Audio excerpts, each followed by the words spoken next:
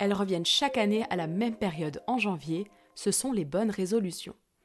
Dans ce podcast, nous allons nous interroger si les bonnes résolutions sont utiles ou au contraire nocives, pourquoi, qu'est-ce que vous pourriez faire à la place, et à la fin, je vous dirai quelles sont mes résolutions pour l'année prochaine pour ceux que ça intéresse. Bonjour à tous, j'espère que vous vous portez bien, que vous avez passé des belles fêtes de fin d'année.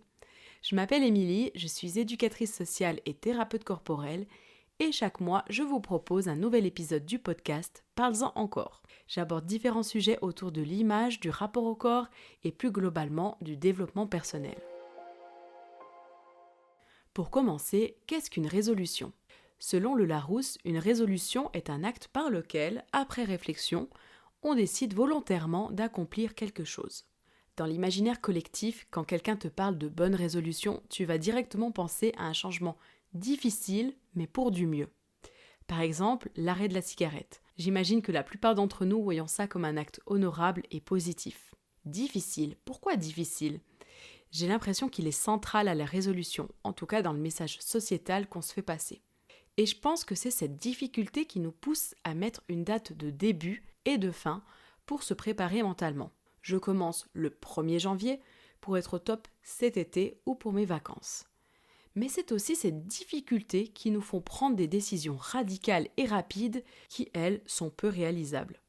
Pour prendre l'exemple du corps parfait pour l'été, une décision radicale et trop rapide serait « je vais faire du sport 5 fois par semaine pour atteindre mon objectif ». A contrario, une décision plus réaliste serait « je commence au rythme d'1 fois par semaine, puis j'augmenterai petit à petit ». La difficulté sous l'effet de l'élan de motivation pour ta bonne résolution te donne l'illusion que l'objectif à atteindre est facile, voire futile. Pour perdre du poids, il suffit d'arrêter de manger. C'est marrant comme dans la motivation, l'euphorie même, tu te lances des challenges complètement irréfléchis. Quand mon amie Aline et moi, on s'est donné l'objectif de faire le parcours le long du Rhône du glacier à la mer, à la base on s'est dit qu'on allait le faire en roller. Vraiment surmotivé les nanas. Là tu dis facile, en plus tu en as marre, on peut marcher, tralala. Heureusement qu'on a un peu réfléchi avant de se lancer et que finalement, on a vu tous les avantages d'aller en vélo et qu'on a changé nos plans. Voilà, dans ton challenge ou ta résolution, vu que c'est le thème aujourd'hui, une fois confronté à la réalité, la difficulté ressort à sa juste valeur et c'est à ce moment précis que tu risques de perdre ta motivation et d'abandonner ta bonne résolution. Si je reprends l'exemple de la perte de poids, tu ne manges plus, tu perds du poids, mais c'est impossible de tenir sur la durée sans penser au fait que c'est très dangereux. Tu seras alors confronté à l'échec, ton estime va prendre un gros coup et finalement tu t'éloignes de ton objectif au risque de faire totalement le contraire. Autre aspect d'une bonne résolution, c'est la notion de mieux. Je veux devenir meilleur, je veux m'améliorer, je veux faire mieux. Mais mieux, c'est quoi ? Pour dire que c'est mieux, il faut pouvoir comparer avec autre chose. Faisons un parallèle avec notre sujet. Faire mieux, être mieux signifie prendre sa situation actuelle et la comparer avec la situation désirée.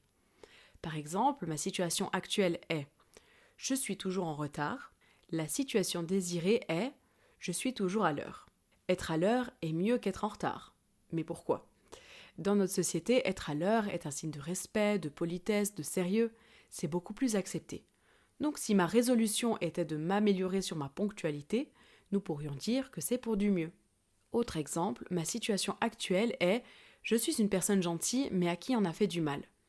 Ma résolution pour l'année prochaine est « fini d'être gentil, comme ça on ne me fera plus de mal ». Pouvons-nous affirmer que c'est mieux ? Pouvons-nous nous mettre tous d'accord et approuver ce choix ? Donc le mieux est aussi une question de perception et ce qui te semble préférable ne l'est pas pour tous. Ok, on a parlé du côté difficile de la notion de mieux, parlons à présent de l'acte volontaire et réflexif comme le mentionne notre ami le Larousse. Les bonnes résolutions reviennent chaque année à la même période. Je pense qu'on a tous déjà entendu des proches ou des personnes sur internet parler de ce qui vont changer l'année prochaine. C'est un rituel sociétal, non obligatoire, mais qui est tout de même présent. Pour ma part, on m'a déjà demandé si j'avais pris des bonnes résolutions pour l'année prochaine. C'est une question qui ne va pas m'étonner outre mesure. Quand un rituel est à l'échelle mondiale, il devient tellement commun qu'on ne peut pas se demander si on a vraiment envie de le faire. On le fait. La preuve, c'est rare que tu entendes le 24 avril « Demain, j'ai pris la résolution d'arrêter de fumer ». Sauf si tu as fait une grosse soirée la veille et qu'actuellement tu es en train de regretter en crachant tes poumons. On n'entend pas ce terme en dehors du passage à la nouvelle année. Donc, ta bonne résolution, Est-elle vraiment un acte volontaire et réflexif? Ou en résulte-t-elle d'un rituel sociétal? As-tu vraiment envie de perdre du poids avant l'été? Ou même d'arrêter de fumer? Ça, c'est à toi de me le dire. J'ai l'impression d'avoir déjà assassiné les bonnes résolutions, mais comme toute chose, elles ont leur côté positif. Déjà, toutes personnes qui veulent devenir meilleures ou améliorer leur situation ont du mérite. Oui, si vous êtes dans cette démarche, vous pouvez être content de vous, car tout le monde n'est pas capable de se remettre en question et d'avoir la volonté nécessaire pour entreprendre du changement. Bien évidemment, je ne parle pas de toutes ces personnes qui ne peuvent pas par souci de santé. Dire à quelqu'un en burn-out « Allez, ça va aller, secoue-toi un peu », ça ne marche pas. Donc si c'est votre cas, je vous envoie beaucoup de force et de positivité, mais ne vous sentez pas offusqué quand je dis que tout le monde n'a pas la volonté de devenir meilleur. Je clôt cet aparté. Se remettre en question, prendre du recul sur sa situation demande beaucoup de courage. C'est beaucoup plus facile de mettre un voile sur ce qui ne vous plaît pas, plutôt que de l'assumer de plein fouet. Si c'est ce que vous vivez, demandez-vous, quelles émotions m'envahissent? Qu'est-ce qui me fait peur, me rend triste ou en colère? On va illustrer ça par un exemple fictif. Je sais que je suis dans une relation amicale toxique, j'ai envie de me sortir de cette situation, mais jusqu'à présent, c'était plus facile d'accepter des comportements qui ne me plaisent pas plutôt que de perdre cette amitié. Qu'est-ce qui me fait peur? Me retrouver seule, regretter cette décision, ressentir du manque? Quelle serait la pire conséquence? Être seule. Quelle serait la meilleure conséquence? Être en paix et ne plus subir cette relation. Et c'est à partir de ce moment-là que vous pouvez vous demander « Ok, et maintenant je fais quoi ?» La meilleure conséquence étant tout à fait souhaitable, on ne va pas s'y pencher. C'est notre source de motivation. Mais que faire pour limiter le pire qui serait dans cet exemple de se retrouver seul, sans amis?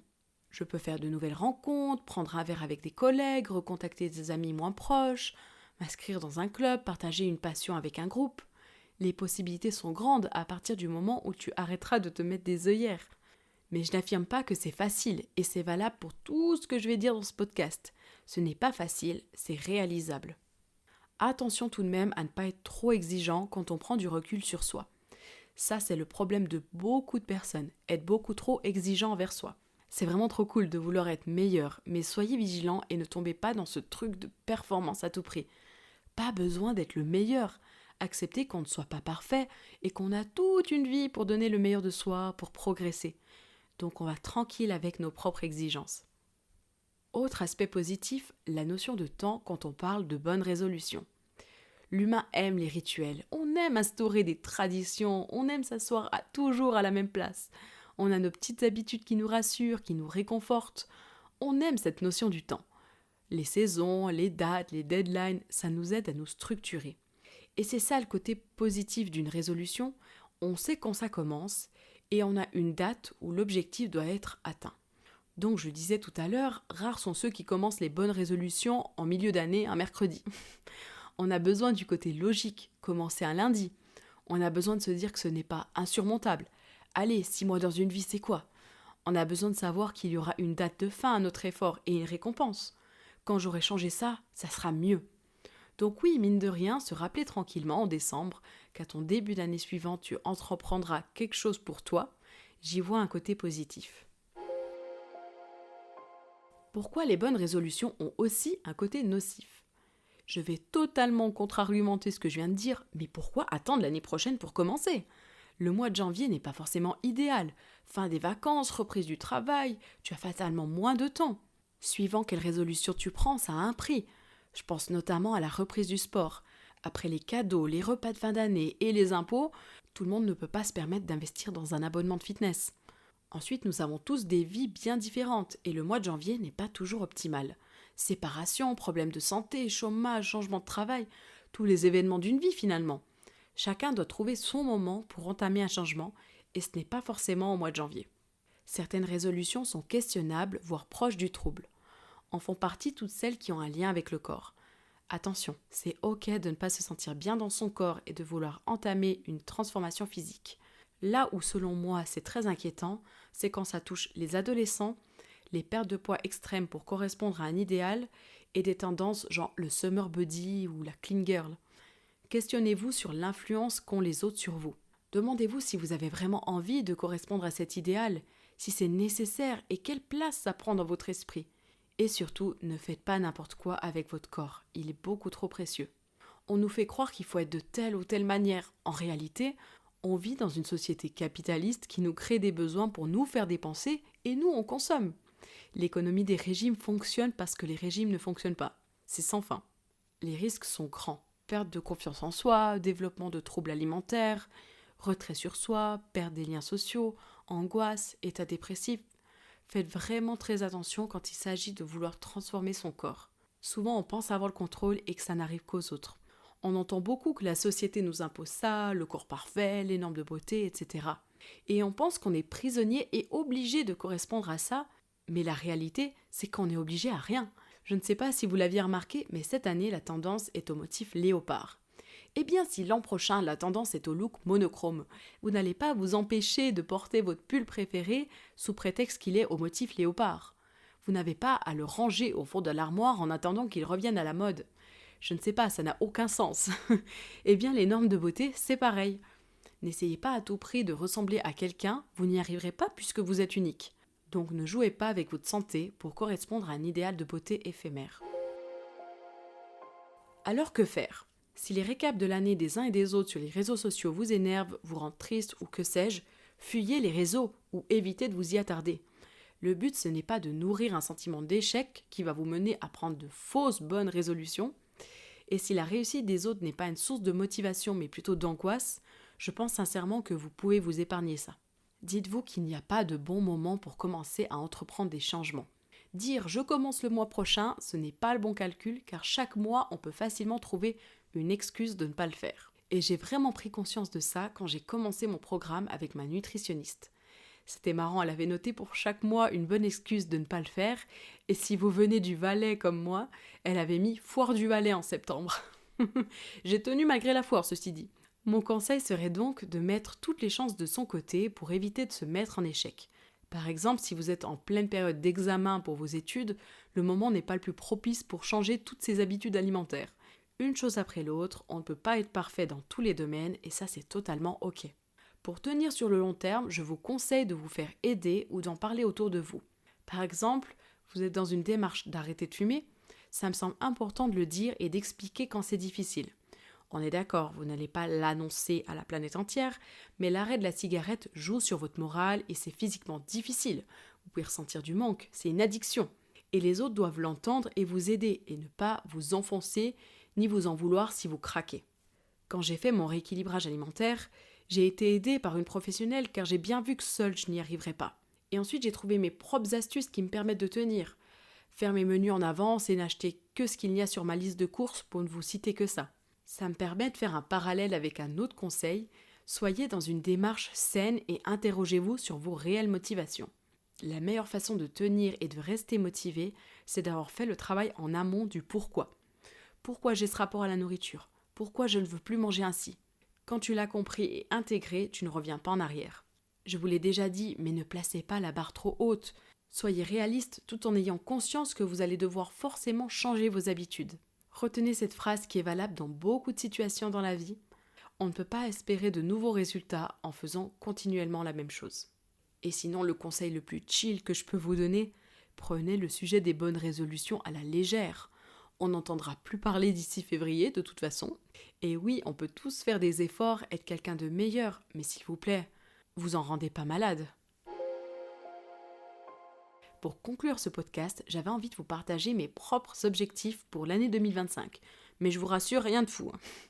Et oui, je parle bien d'objectifs et non de résolutions, car la résolution, c'est un ensemble de choses que je veux changer dans ma vie, et les objectifs sont des choses que je mets en place pour y arriver. La résolution est le titre et les objectifs sont des sous-points si vous voulez. Premier objectif, scanner toutes mes feuilles administratives et les classer sur une clé USB. Chaque année en mars, quand je dois remplir mes impôts, je regrette de ne pas avoir déjà tout sur mon ordinateur et de fouiller tous mes classeurs. Du coup, pour me faciliter la vie, je vais tout scanner. Ah oui, et me faciliter la vie serait la résolution à ce moment-là. J'espère que vous avez compris la différence des deux. Et deuxième objectif, comme l'année 2025 va être très chargée pour moi entre la construction de la maison et le mariage, je dois absolument penser à me prioriser, à ne pas me surcharger et prendre du bon temps avec mon copain. En général, on n'a pas ce souci, mais c'est vrai qu'il y a toujours un moment dans l'année où je me réjouis de partir en vacances pour ne passer du temps qu'à deux et sans les tracas du quotidien. Comme cette année les vacances au soleil ne font pas partie du programme, il faudra particulièrement faire attention à prendre du temps en couple sans discuter maison, argent, travaux, rendez-vous, etc. Et même si c'est plutôt un objectif commun, je me l'impose car je me connais et je suis la première à refuser d'aller faire un tour en fin de journée parce que j'ai la flemme. Alors que ces moments sont hyper précieux. Et voilà, c'en est tout de mes résolutions ou plutôt objectifs pour 2025. Je tiens à vous remercier d'avoir pris le temps de m'écouter avec ce podcast cette année. Le rapport au corps et à l'image, la santé mentale, la confiance en soi, ce sont des sujets qui sont hyper vastes et dont on a besoin de s'y pencher. Alors j'ai prévu d'en parler encore. Même si ça me prend beaucoup de temps, c'est un format que j'aime beaucoup et j'aimerais pouvoir plus vous le proposer l'année prochaine. En tout cas, j'y travaille. Si ce podcast vous a plu, vous pouvez mettre un petit like ou alors vous abonner à ma chaîne, ça me ferait vraiment trop plaisir. Passez de belles fêtes, mettez-vous pas trop la pression avec ces résolutions et surtout, prenez soin de vous.